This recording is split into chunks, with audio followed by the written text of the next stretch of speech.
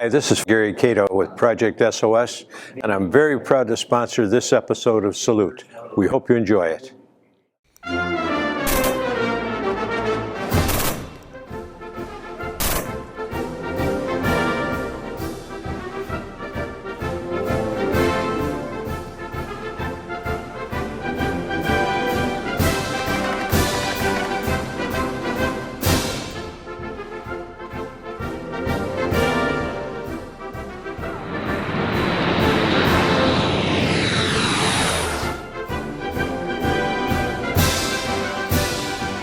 Hello, welcome to Central Florida Salute YouTube. I'm your host, Bob Peters, and I have an Army veteran with me, Ray Carazo. I said that right? Carazo? Carazo. Ray Carazo. Ray is a Vietnam veteran, and we've got quite a little bit of history here, which we're going to get into with that map and everything. But let's talk a little bit about yourself. Where were you born? I was born in Sarasota, Florida. So you're a native cracker. Yes, I am. Yeah. Well, welcome to Central Florida Salute YouTube. Thank you.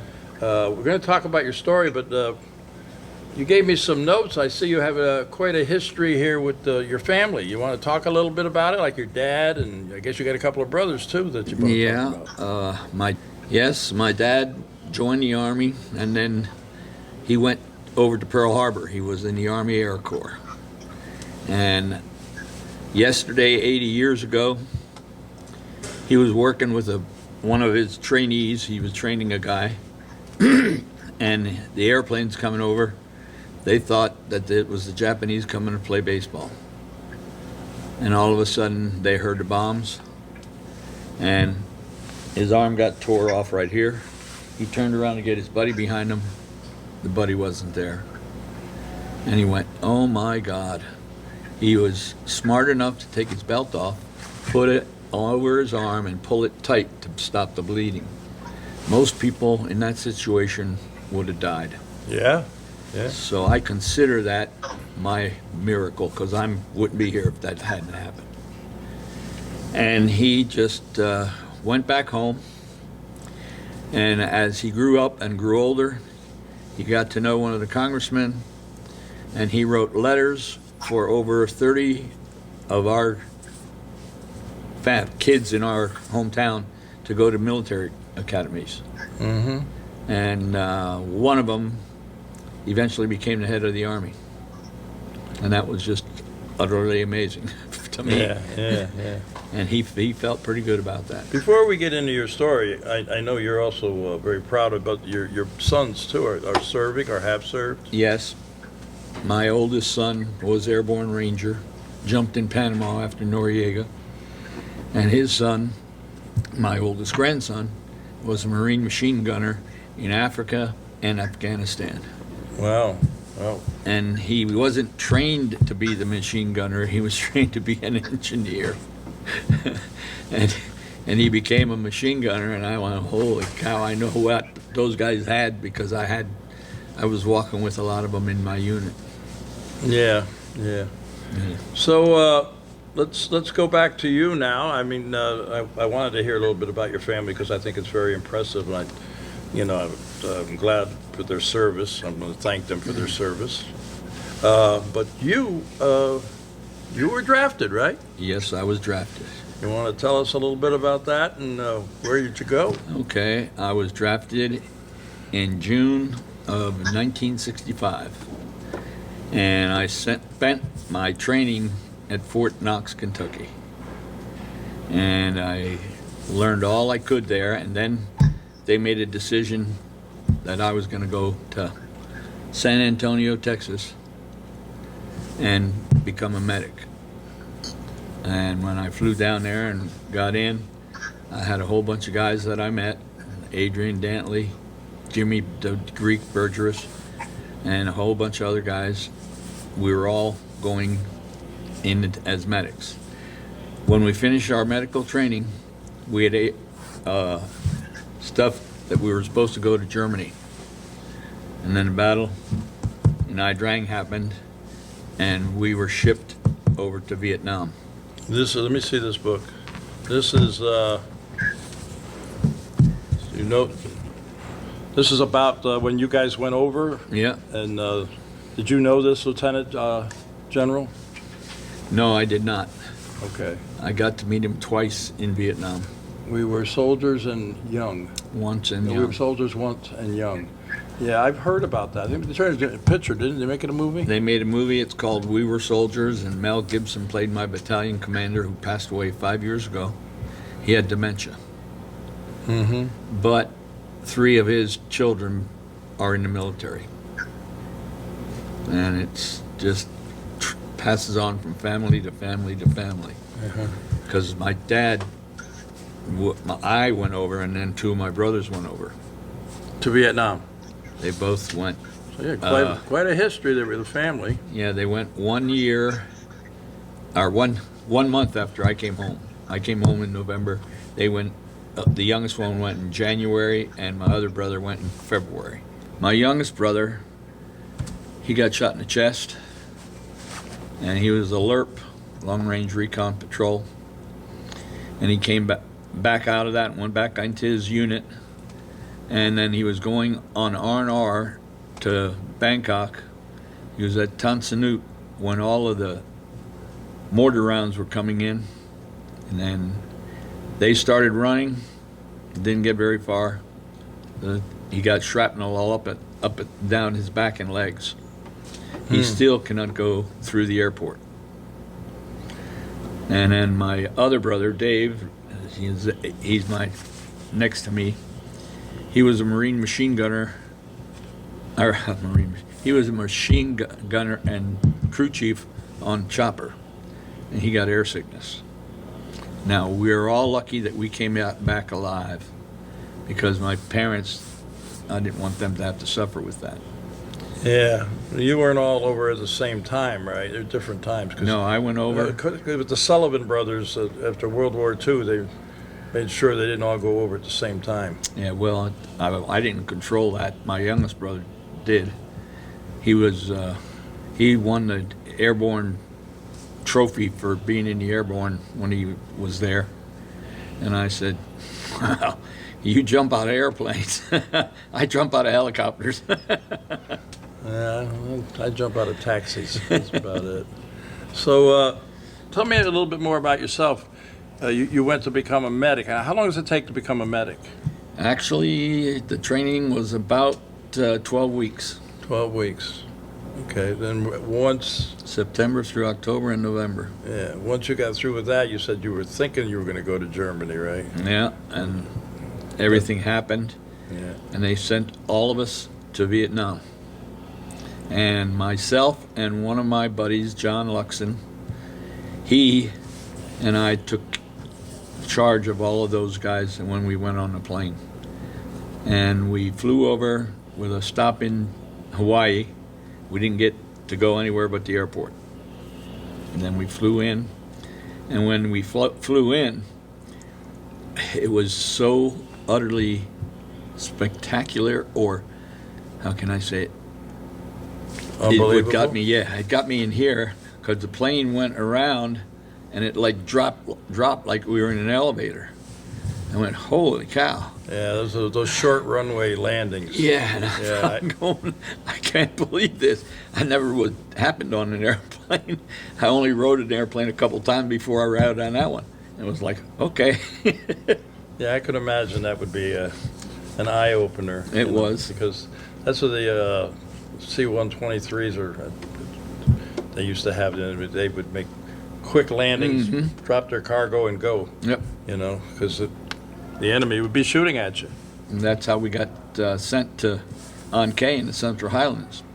And when we got there, the airport, or the runway where we landed, there wasn't but just a little bit of protection around it. So when we were getting off the airplane, when it landed, I thought we crashed, because it made such a noise on the tarmac. I'm going, what was that? And then none of us had weapons. So the instructions that we were given to get off of that C-124, C-130, I can't remember which one it was, but the instruction were, when the panel goes down, run off and run into a truck that's over there. Take all your stuff, get in and get down low, because we don't know where or when you might get shot at. Mm-hmm. So we did that before and then we went back in. So you got a map there, which I found that interesting. It's a map of Vietnam and it's actually all of Southeast Asia. Can I pick this up for a little bit? And I'll just hold it up here for a minute. It's, The other way. oh, the other way. There That's you right. go. Yeah. Yeah. So, you have all different markings on here of places you were Yes. in battles and stuff that your group was in. And on the back, see, that's what messed me up. On the back, it's this way. Yeah, I know. Yeah. I You have didn't all your different missions here. And how many are on here? There's 20 that were what we called search and destroy missions. 20 search and destroy. So, what was your first mission there? You remember? That one was Operation Sandy, December 6th through the 23rd. And they lasted sometimes 3 days to 3 weeks that we were out there, moving on the ground and also moving by helicopter. So they would move to one area, pick us up, take us back. And then we'd come back to base camp, and we'd have to watch the perimeter, because the perimeter had an area of concertina wire and barbed wire. There were claymore mines out there to hope the enemy would trip them up, so that if they were sneaking through the barbed wire, we would know. Yeah, yeah. And those were our rest days. Those are very nerve-wracking rest days, weren't they? Took us out of the jungle, and then after that, jump on a helicopter again and go back in. And it was just a couple days there, and then another couple weeks or so out in the field. And we just didn't know where we were going half the time. Yeah. And the guys that wrote that book, I met the colonel twice in the aid station, and Joe Galloway and I became friends. And I ran some golf tournaments and had him donate some wording on it, talking to the people that came to the tournament. Yeah, you didn't mention this before, but you work at a golf course. Yes. What's the name of it again? It's called Red Tail. Red Tail. Okay. So, most of these missions, were they just looking for the enemy, or did you know they were there, you were going in to get them out, or?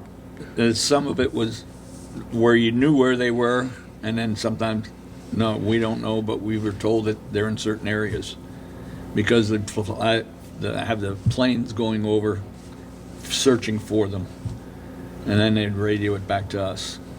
Mm-hmm. And then we would be sent, and they'd say, okay, get ready, or we're going out.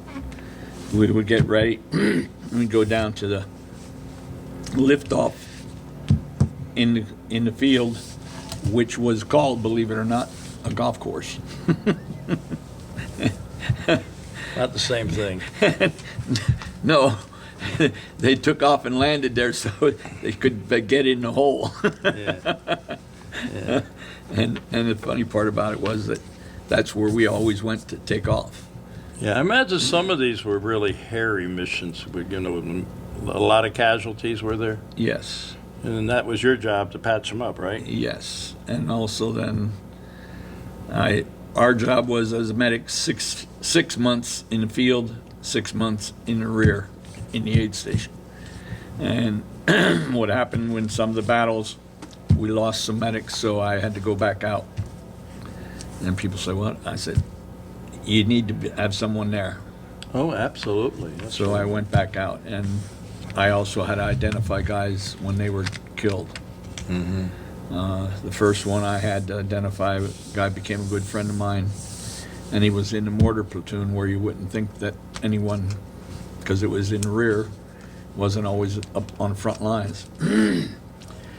He got shot in the chest, one bullet, and he was supposed to go home the next day. Yeah, unfortunately, Ray, there's a lot of that, you know. I know, and it was just devastating to me. I would imagine it is, yeah. Do you keep in touch? You keep in touch with some of the people, I right? keep in touch with some, and we also have a big email package on the internet. About the reunions. You ever go to any of the reunions? I never got to reunion. They have had them. I want to try, but back then it was always I was working. Yeah. And But now that you're rich, you don't have to work. yeah. Now, I'm rich that I got to live this long That's true. That's true. because I lost a sister early, and she died of cancer by smoking cigarettes. Yeah. Well, I'm sorry for your loss. So how long were you over there? A year? 1 year, Yeah. almost. But you did 2 years service, right? I did actually 21 months of service because I wanted to get out to get into the golf business, and my exit date from the Army would have been June 15th, but all the jobs would have been taken by then in our area of the country. So my dad had a letter written to the congressman, and they got me out on March the 15th, and 2 days later I was in working on Long Island, New York. Yeah. So what year was that? 60? 67. 67. And those were the big years too. Yeah. I'm surprised they let you out. Well, they looked at what my dad had and then what I was. Yeah. And they said, this is for all of that. And I said, Yeah. thank you very much. Yeah. So the golf thing, how did you get involved with the golf? I did play it in high school or in college and not in high school.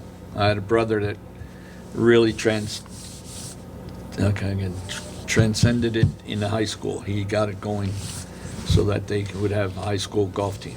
Uh-huh. And then he went to work at this country club, Long Island, New York. And then he got drafted. And he went in the Army. So when I got out, I called the guy that was the head pro there, and he took me in for a job. Oh.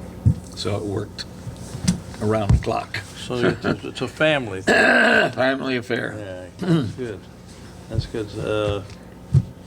So you did 1 year there in Vietnam and came out to do golf, and then you came down this way. And you told me you were living in the villages at one time. Yes. But you've moved down. It got the crowded. service. Yeah, well, to each their own. I say.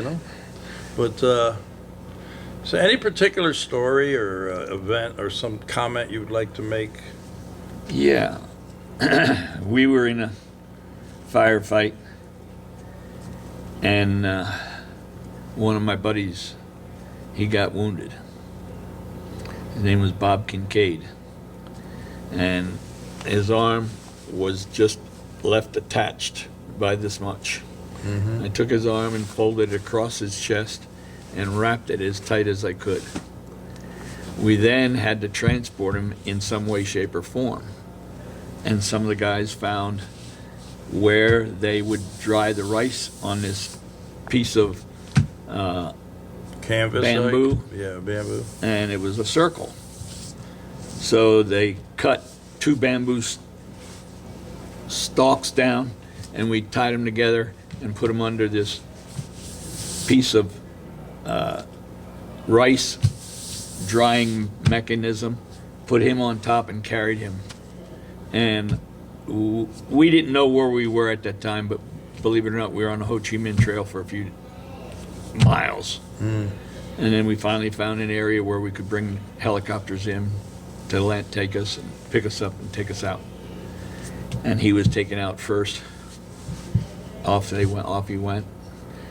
And then he came back to the States. And I, as medic, had no idea how many people, when they got wounded and we What released happened to them, him? Yeah. where they went. And he went back to the United States. They did 8 operations on his arm and saved his arm Oh, good. and his life. And the doctor that was taking care of him and doing all this said to him, "You've got to contact a medic that you know who did this. He saved not only your life, he saved your arm too."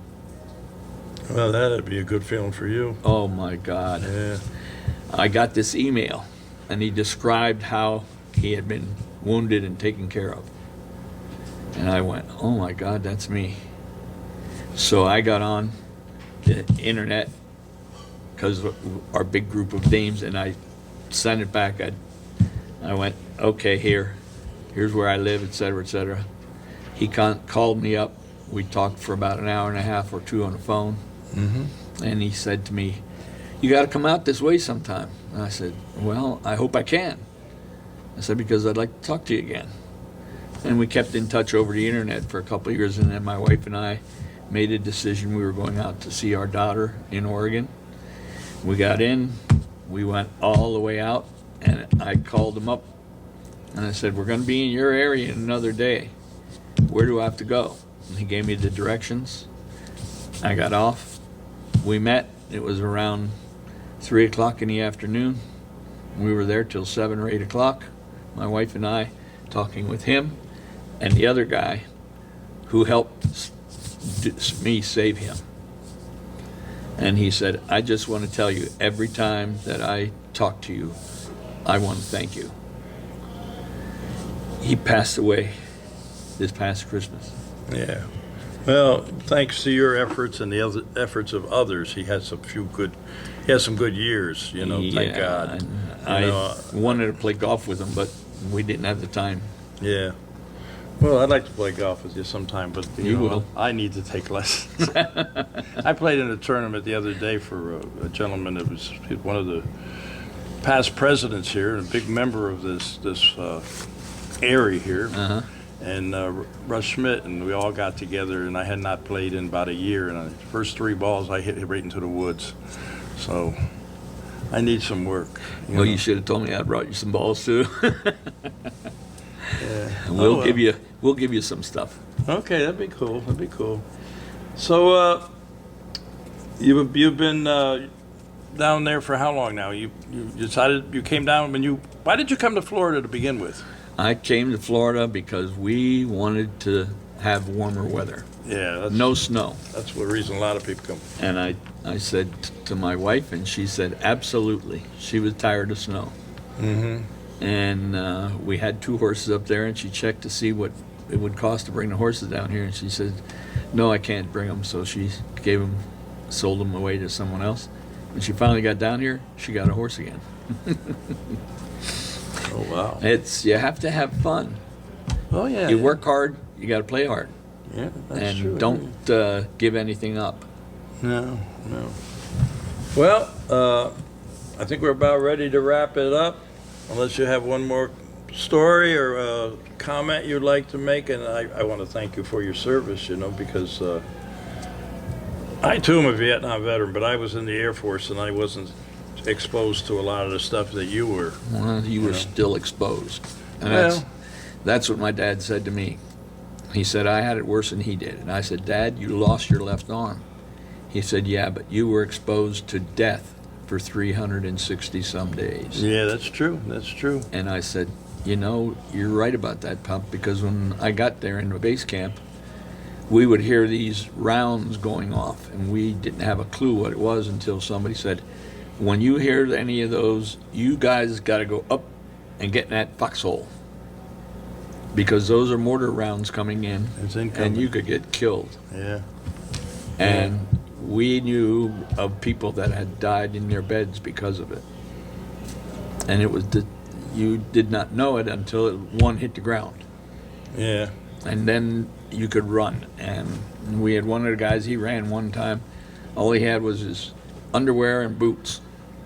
And he jumped in the foxhole. He was going home the next day. And I just said, no, I can't. Come on, we got to keep this guy alive, because I don't want it to happen to him. Yeah, and I tell this story, and I haven't told you before, but I've mentioned it before. I was due to come home, and I showed up at the airport, and putting people on the plane. They said, you're not going today. We got a medical emergency. Oh, my goodness The gracious. plane crashed at Wake Island, 11 guys died. And I said to myself, I'm one of the lucky ones, Yeah, you weren't on a plane. Yeah. Thank God. But anyway, I think we need to wrap this up. I thank you for your service. I thank you. I thank you for And I coming thank you on. for and, your service. That's really interesting, looking at all those I mean, there's got to be a lot of memories there about all these different missions, and I'm sure There in your are. mind you can remember them all, because I remember a lot But anyway, time to say goodbye, and this is how we do it. To all our veterans out there, active military and their families, we salute you for all you do. Till next time. Carry on. All right.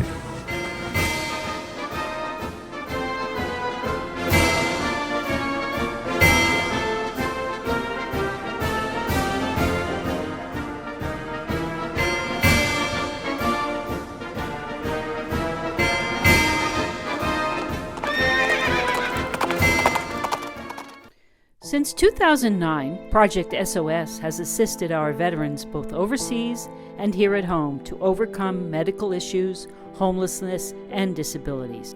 Initially, our efforts resulted in over 22 clinics opened in Iraq and Afghanistan. Recently, as troops have been withdrawn, we have concentrated on issues here at home. During this past year, we have been able to distribute 42 motorized wheelchairs and numerous mobility devices to our local veterans who have served in World War II and up to and including Afghanistan. We continue to offer solutions to our local homeless veterans in the Ocala National Forest and other Central Florida locations. Project SOS Support Our Soldiers needs your assistance to continue helping a growing homeless veterans population. Over-the-counter medications and personal hygiene supplies are acutely needed. Your financial aid will greatly increase the support they so desperately need.